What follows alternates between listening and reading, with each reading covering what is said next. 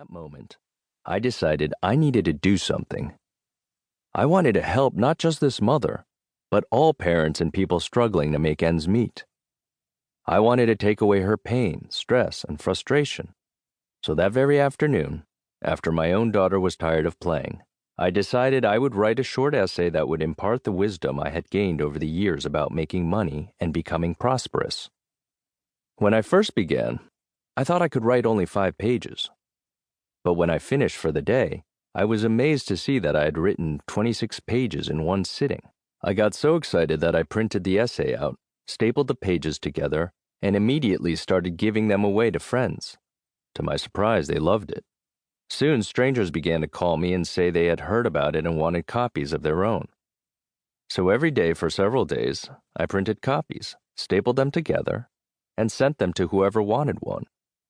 However, I quickly tired of stapling booklets together each day. After complaining to a friend about the process, he suggested a local printer.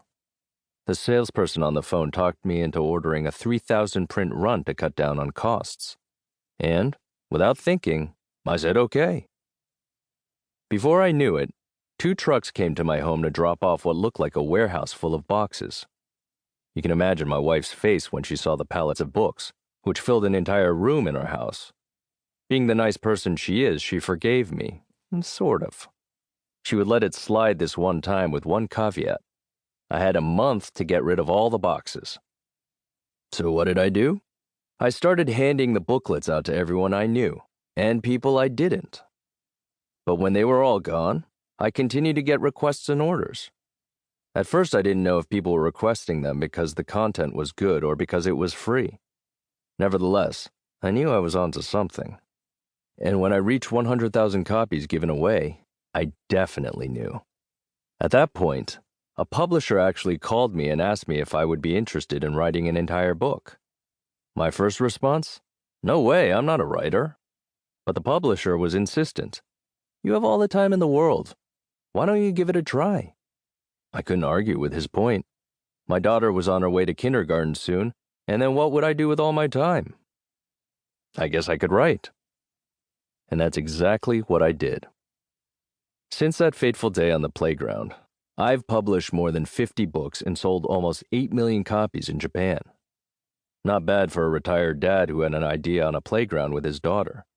What began as a stroke of insight and an urge to help out a struggling working mother turned into not only a career, but my purpose in life.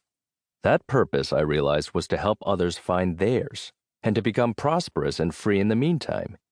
Needless to say, after writing 50 books, I thought I had this money thing pretty much figured out. But when my new friend, the mysterious wallet woman, handed me back my wallet, I got to thinking again just as I had done all those years ago back on the playground. This time, I started to think about money as energy.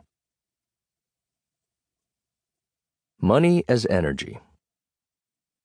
Holding the wallet my new friend had just returned to me, I thought, what a relief. All the money I have earned over the years and received came from happy people, grateful and joyful people. I then thought briefly about how I had earned my money. Yes, I had indeed received all my money through service. I had helped others become successful, wealthy, and empowered. I had helped others gain a sense of peace, joy, and gratitude. I thought how the people who paid me felt when they read my books or attended my seminars and workshops. Throughout the world, I have given seminars to thousands of people at a time. Then I thought about my books and how many people have changed their own lives because of them. They changed jobs, got married, had babies, and left unhappy or toxic relationships. I've heard from many who have started their own businesses. Some even have grown their businesses from nothing to publicly traded companies. I've also heard from others who didn't become fabulously wealthy but who felt rich and were very happy no matter what their bank statements reported. No longer affected by money-related stress, they were free to take out a new lease on life. Although I am often called a money guru or money healer, my real job over the past decade, I realized while standing there and looking at my wallet, had been to help others find the tools they already possessed within themselves to heal their own lives and relationships with money. Then it occurred to me that yes, all the people who had given me their money had infused it with these feelings of gratitude and joy. So much happiness.